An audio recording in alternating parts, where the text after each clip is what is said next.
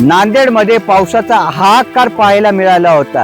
नांदेडमध्ये जी पूर परिस्थिती आपल्याला पाहायला मिळाली होती, त्यानंतर आता पूर परिस्थिती ओसरल्यानंतर जे आहे ते शिवारामध्ये जर आपण पाहिलं तर अक्षरशः चिखल आपल्याला पाहायला मिळत आहे। संपूर्ण सोयाबीन जे आहे ते या भागातील या पुराच्या पाण्यामध्ये वाहून गेलेलं आहे।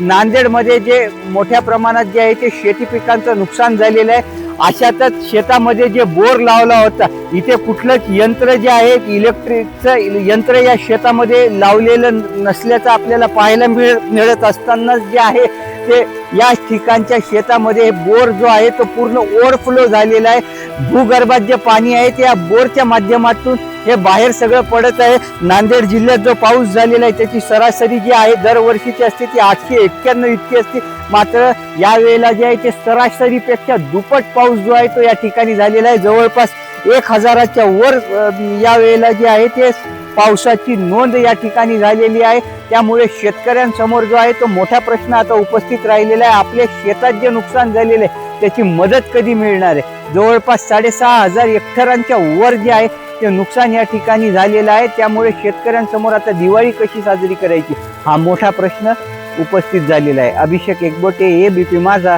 नांदेड। एबीपी माझा, उघडा डोळे बघा नीट।